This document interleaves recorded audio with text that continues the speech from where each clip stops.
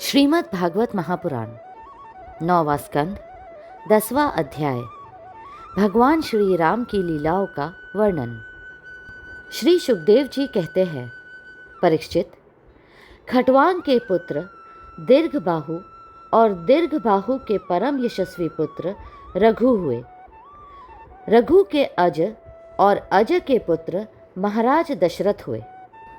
देवताओं की प्रार्थना से साक्षात परब्रह्म परमात्मा भगवान श्री हरि ही अपने अंशांश से 4 रूप धारण करके राजा दशरथ के पुत्र हुए।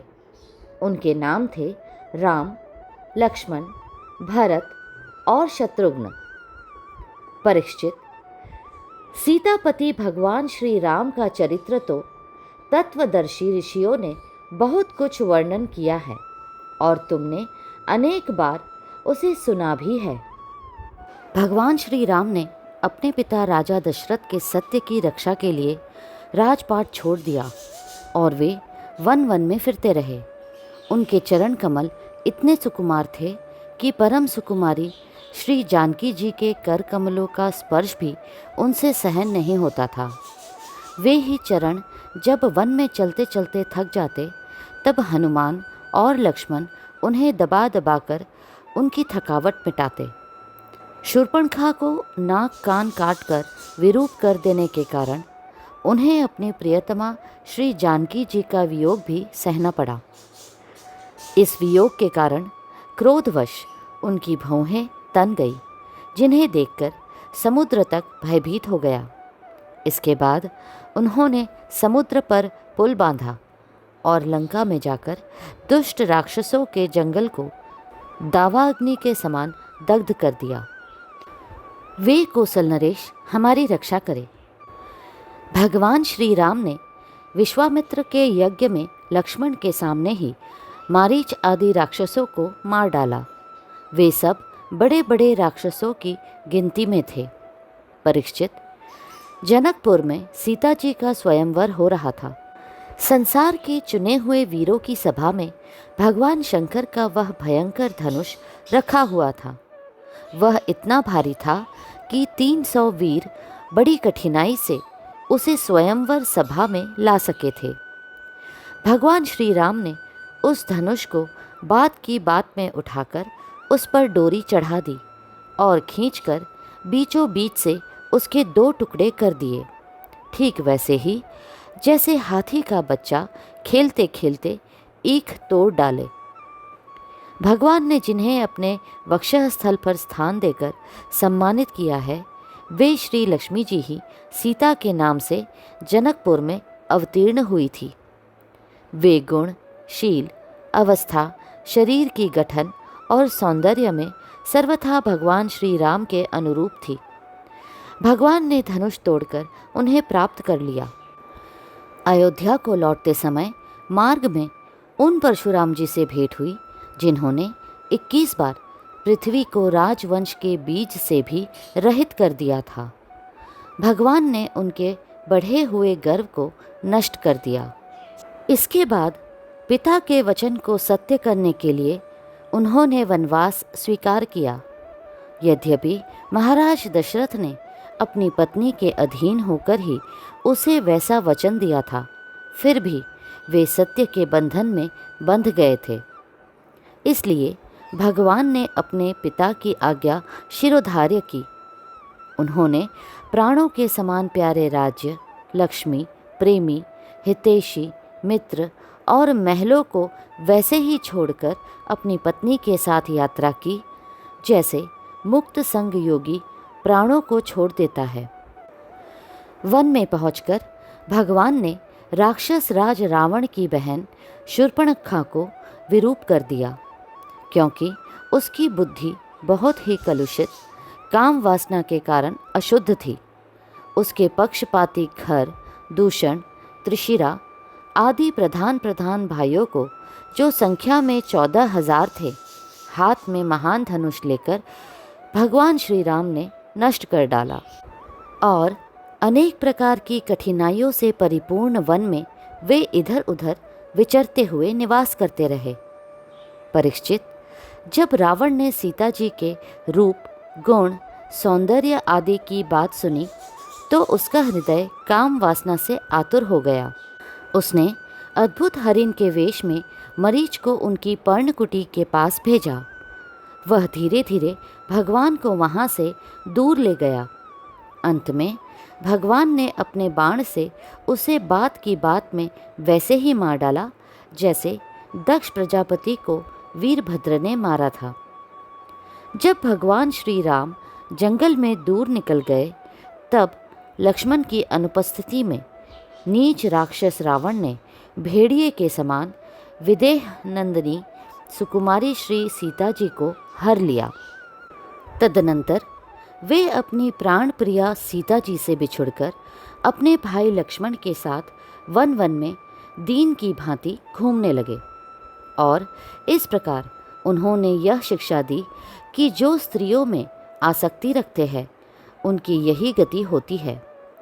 इसके बाद भगवान ने उस जटायु का दाह संस्कार किया जिसके सारे कर्म बंधन भगवत सेवा रूप कर्म से पहले ही भस्म हो चुके थे। फिर भगवान ने कबंध का संहार किया और इसके अनंतर सुग्रीव आदि वानरों से मित्रता करके वाली का वध किया। तदनंतर वानरों के द्वारा अपनी प्राण प्रिया का पता लगवाया। ब्रह्मा और शंकर जिनके चरणों की वंदना करते हैं वे भगवान श्री राम मनुष्य की सी लीला करते हुए बंदरों की सेना के साथ समुद्र तट पर पहुँचे। वहाँ उपवास और प्रार्थना से जब समुद्र पर कोई प्रभाव न पड़ा तब भगवान ने क्रोध की लीला करते हुए अपनी उग्र एवं टेढ़ी नज़र समुद्र पर डाली। उसी समय समुद्र के बड़े बड़े मगर और मच्छ खलबला उठे। डर जाने के कारण समुद्र की सारी गर्जना शांत हो गई। तब समुद्र शरीरधारी बनकर और अपने सिर पर बहुत सी भेंटें लेकर भगवान के चरण कमलों की शरण में आया और इस प्रकार कहने लगा, अनंत, हम मूर्ख हैं, इसीलिए आपके वास्तविक स्वरूप को नहीं जानते। जाने भी कैसे? आप समस्त जगत के एकमात्र स्वामी, आदि कारण एवं जगत के समस्त परिवर्तनों में एक रस रहने वाले हैं। आप समस्त गुणों के स्वामी हैं। इसलिए जब आप सत्व गुण को स्वीकार कर लेते हैं तब देवताओं की रजोगुण को स्वीकार कर लेते हैं, तब प्रजापतियों की और तमोगुण को स्वीकार कर लेते हैं, तब आपके क्रोध से रुद्रगण की उत्पत्ति होती है। वीर शिरोमणे, आप अपनी इच्छा के अनुसार मुझे पार कर जाइए और त्रिलोकी को रुलाने वाले विश्रवा के कुपूत रावण को मारकर अपनी पत्नी को फिर से प्राप्त कीजिए। परंतु आपसे मेरी एक प्रार्थना है, आप यहाँ मुझ पर एक पुल बांध दीजिए। इससे आपके यश का विस्तार होगा और आगे चलकर जब बड़े बड़े नरपति दिग्विजय करते हुए यहाँ आएंगे तब वे आपके यश का गान करेंगे। भगवान श्री राम जी ने अनेकानेक पर्वतों के शिखरों से समुद्र पर पुल बांधा। जब बड़े बड़े बंदर अपने हाथों से पर्वत उठा उठा कर लाते थे तब उनके वृक्ष और बड़ी बड़ी चट्टानें थर थर काँपने लगती थी। इसके बाद विभीषण की सलाह से भगवान ने सुग्रीव, नील, हनुमान आदि प्रमुख वीरों और वानर सेना के साथ लंका में प्रवेश किया। वह तो श्री हनुमान जी के द्वारा पहले ही जलाई जा चुकी थी। उस समय वानर राज की सेना ने लंका के सैर करने और खेलने के स्थान, अन्न के गोदाम, खजाने, दरवाजे, फाटक, सभा भवन, छज्जे और पक्षियों के रहने के स्थान तक को घेर लिया।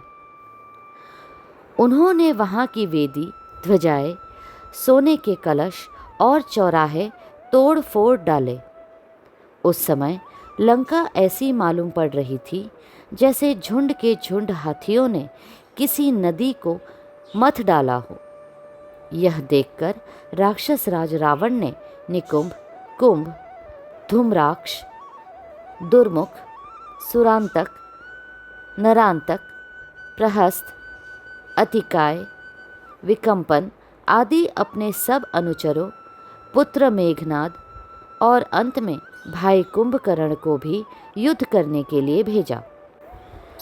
राक्षसों की वह विशाल सेना तलवार, त्रिशूल, धनुष, प्रास, रिष्टि, शक्ति, बाण, भाले, खड़ग आदि अस्त्र शस्त्रों से सुरक्षित और अत्यंत दुर्गम थी। भगवान श्री राम ने सुग्रीव, लक्ष्मण, हनुमान, गंधमादन, नील, अंगद, जांबवान और पानस आदि वीरों को अपने साथ लेकर राक्षसों की सेना का सामना किया। रघुवंश शिरोमणि भगवान श्री राम के अंगद आदि सब सेनापति राक्षसों की चतुर्गिणी सेना हाथी, रथ, घुड़सवार और पैदलों के साथ द्वंद्व युद्ध की रीति से भिड़ गए और राक्षसों को वृक्ष, पर्वत शिखर, गदा और बाणों से मारने लगे। उनका मारा जाना तो स्वाभाविक ही था, क्योंकि वे उसी रावण के अनुचर थे जिसका मंगल श्री सीता जी को स्पर्श करने के कारण पहले ही नष्ट हो चुका था। जब राक्षस राज रावण ने देखा कि मेरी सेना का तो नाश हुआ जा रहा है, तब वह क्रोध में भरकर पुष्पक विमान पर आरूढ़ हो भगवान श्री राम के सामने आया। उस समय इंद्र का सारथी मातली बड़ा ही तेजस्वी दिव्य रथ लेकर आया और उस पर भगवान श्री राम जी विराजमान हुए। रावण अपने तीखे बाणों से उन पर प्रहार करने लगा। भगवान श्री राम जी ने रावण से कहा, नीच राक्षस, तुम कुत्ते की तरह हमारी अनुपस्थिति में हमारी प्राण प्रिया पत्नी को हर लाए। तुमने दुष्टता की हद कर दी। तुम्हारे जैसा निर्लज तथा निंदनीय और कौन होगा। जैसे काल को कोई टाल नहीं सकता, कर्तापन के अभिमानी को वह फल दिए बिना रह नहीं सकता, वैसे ही आज मैं तुम्हें तुम्हारी करनी का फल चखाता हूँ। इस प्रकार रावण को फटकारते हुए भगवान श्री राम ने अपने धनुष पर चढ़ाया हुआ बाण उस पर छोड़ा। उस बाण ने वज्र के समान उसके हृदय को विदीर्ण कर दिया। वह अपने 10 मुखों से खून उगलता हुआ विमान से गिर पड़ा। ठीक वैसे ही जैसे पुण्य आत्मा लोग भोग समाप्त होने पर स्वर्ग से गिर पड़ते हैं। उस समय उसके पुरजन परिजन हाय हाय करके चिल्लाने लगे। तदनंतर हजारों राक्षसियां मंदोदरी के साथ रोती हुई लंका से निकल पड़ी और रणभूमि में आई। उन्होंने देखा कि उनके स्वजन संबंधी लक्ष्मण जी के बाणों से छिन्न भिन्न होकर पड़े हुए हैं। वे अपने हाथों अपनी छाती पीट पीट कर और अपने सगे संबंधियों को हृदय से लगा लगाकर ऊंचे स्वर से विलाप करने लगी। हाय हाय स्वामी, आज हम सब बेमौत मारी गई। एक दिन वह था जब आपके भय से समस्त लोकों में त्राही त्राही मच जाती थी। आज वह दिन आ पहुँचा कि आपके न रहने से हमारे शत्रु लंका की दुर्दशा कर रहे हैं और यह प्रश्न उठा रहे हैं कि अब लंका किसके अधीन रहेगी। आप सब प्रकार से संपन्न थे, किसी भी बात की कमी न थी, परंतु आप काम के वश में हो गए और यह नहीं सोचा कि सीता जी कितनी तेजस्विनी है और उनका कितना प्रभाव है। आपकी यही भूल आपकी इस दुर्दशा का कारण बन गई। कभी आपके कामों से हम सब और समस्त राक्षस वंश आनंदित होता था और आज हम सब तथा यह सारी लंका नगरी विधवा हो गई। आपका वह शरीर जिसके लिए आपने सब कुछ कर डाला, आज गिद्धों का आहार बन रहा है और अपने आत्मा को आपने नरक का अधिकारी बना डाला। यह सब आपकी ही नासमझी और कामुकता का फल है। श्री सुखदेव जी कहते हैं, परीक्षित, कोसलाधीश भगवान श्री रामचंद्र जी की आज्ञा से विभीषण ने अपने स्वजन संबंधियों का पितृयज्ञ की विधि से शास्त्र के अनुसार अंत्येष्टि कर्म किया। इसके बाद भगवान श्री राम ने अशोक वाटिका के आश्रम में अशोक वृक्ष के नीचे बैठी हुई श्री सीता जी को देखा। वे उन्हीं के विरह की व्याधि से पीड़ित एवं अत्यंत दुर्बल हो रही थी। अपनी प्राण प्रिया अर्धांगिनी श्री सीता जी को अत्यंत दीन अवस्था में देखकर श्री राम का हृदय प्रेम और कृपा से भर आया। इधर भगवान का दर्शन पाकर सीता जी का हृदय प्रेम और आनंद से परिपूर्ण हो गया। उनका मुख कमल खिल उठा। भगवान ने विभीषण को राक्षसों का स्वामित्व, लंकापुरी का राज्य और 1 कल्प की आयु दी और इसके बाद पहले सीता जी को विमान पर बिठाकर अपने दोनों भाई लक्ष्मण तथा सुग्रीव एवं सेवक हनुमान जी के साथ स्वयं भी विमान पर सवार हुए। इस प्रकार 14 वर्ष का व्रत पूरा हो जाने पर उन्होंने अपने नगर की यात्रा की। उस समय मार्ग में ब्रह्मा आदि लोकपालगण उन पर बड़े प्रेम से पुष्पों की वर्षा कर रहे थे। इधर तो ब्रह्मा आदि आनंद से भगवान की लीलाओं का गान कर रहे थे और उधर जब भगवान को यह मालूम हुआ कि भरत जी केवल गोमूत्र में पकाया हुआ जौ का दलिया खाते हैं, वल्कल पहनते हैं और पृथ्वी पर डाभ बिछाकर सोते हैं एवं उन्होंने जटाएं बढ़ा रखी है, तब वे बहुत दुखी हुए। उनकी दशा का स्मरण कर परम करुणाशील भगवान का हृदय भर आया। जब भरत को मालूम हुआ कि मेरे बड़े भाई भगवान श्री राम जी आ रहे हैं, तब वे पुरवासी, मंत्री और पुरोहितों को साथ लेकर एवं भगवान की पादुकाएं सिर पर रखकर उनकी आगवानी के लिए चले। जब भरत जी अपने रहने के स्थान नंदीग्राम से चले, तब लोग उनके साथ साथ मंगल गान करते, बाजे बजाते चलने लगे। वेदवादी ब्राह्मण बार बार वेद मंत्रों का उच्चारण करने लगे और उसकी ध्वनि चारों ओर गूंजने लगी। सुनहरी कामदार पताकाएं फहराने लगी। सोने से मढ़े हुए तथा रंग बिरंगी ध्वजाओं से सजे हुए रथ, सुनहले साज से सजाए हुए सुंदर घोड़े तथा सोने के कवच पहने हुए सैनिक उनके साथ साथ चलने लगे। सेठ साहूकार, श्रेष्ठ वारंगनाएं, पैदल चलने वाले सेवक और महाराजाओं के योग्य छोटी बड़ी सभी वस्तुएं उनके साथ चल रही थी। भगवान को देखते ही प्रेम के उद्रेक से भरत जी का हृदय गदगद हो गया। नेत्रों में आंसू छलक आए। वे भगवान के चरणों पर गिर पड़े। उन्होंने प्रभु के सामने उनकी पादुकाएं रख दी और हाथ जोड़कर खड़े हो गए।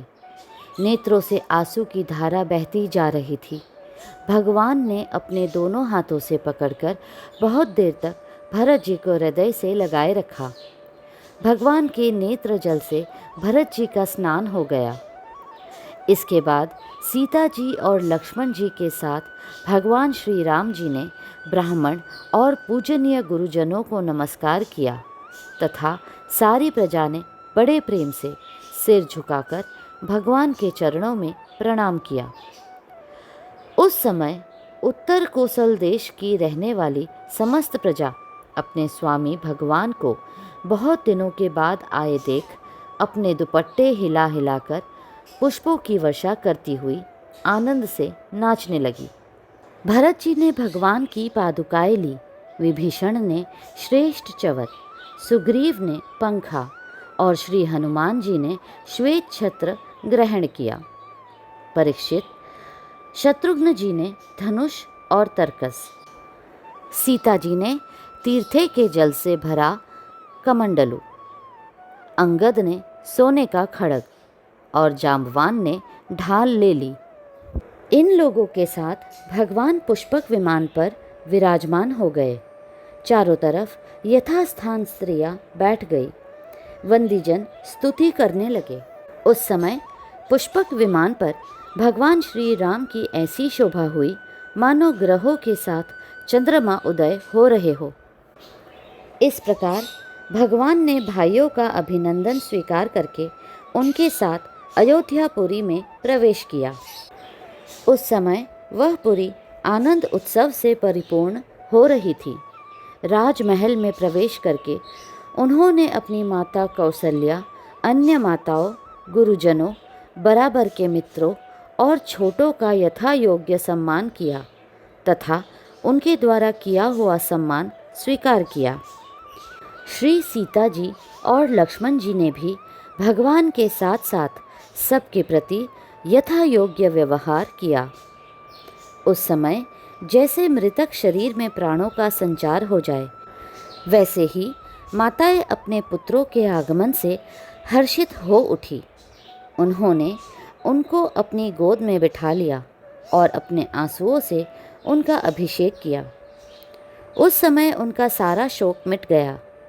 इसके बाद वशिष्ठ जी ने दूसरे गुरुजनों के साथ विधि पूर्वक भगवान की जटा उतरवाई और बृहस्पति ने जैसे इंद्र का अभिषेक किया था, वैसे ही चारों समुद्रों के जल आदि से उनका अभिषेक किया। इस प्रकार सिर से स्नान करके भगवान श्री राम ने सुंदर वस्त्र, पुष्पमालाएं और अलंकार धारण किए। सभी भाइयों और श्री जानकी जी ने भी सुंदर सुंदर वस्त्र और अलंकार धारण किए। उनके साथ भगवान श्री राम जी अत्यंत शोभायमान हुए। भरत जी ने उनके चरणों में गिरकर उन्हें प्रसन्न किया और उनके आग्रह करने पर भगवान श्री राम ने राज सिंहासन स्वीकार किया। इसके बाद वे अपने अपने धर्म में तत्पर तथा वर्णाश्रम के आचार को निभाने वाली प्रजा का पिता के समान पालन करने लगे। उनकी प्रजा भी उन्हें अपना पिता ही मानती थी। परीक्षित, जब समस्त प्राणियों को सुख देने वाले परम धर्मज्ञ भगवान श्री राम राजा हुए, तब था तो त्रेता युग, परंतु मालूम होता था मानो सतयुग ही है। परीक्षित, उस समय वन, नदी, पर्वत, वर्ष, द्वीप और समुद्र सब के सब प्रजा के लिए कामधेनु के समान समस्त कामनाओं को पूर्ण करने वाले बन रहे थे। इंद्रियातीत भगवान श्री राम के राज्य करते समय किसी को मानसिक चिंता या शारीरिक रोग नहीं होते थे। बुढ़ापा, दुर्बलता, दुख, शोक, भय और थकावट नाम मात्र के लिए भी नहीं थे। यहाँ तक कि जो मरना नहीं चाहते थे, उनकी मृत्यु भी नहीं होती थी। भगवान श्री राम ने एक पत्नी का व्रत धारण कर रखा था।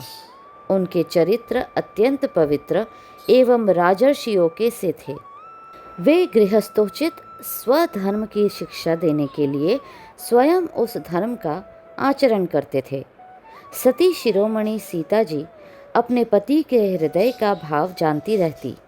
वे प्रेम से, सेवा से, शील से, अत्यंत विनय से तथा अपनी बुद्धि और लज्जा आदि गुणों से अपने पति भगवान श्री राम जी का चित्त चुराती रहती थी। अगला अध्याय शीघ्र ही साझा होगा। कृपा करके लाइक, सब्सक्राइब और शेयर करें। हरे कृष्णा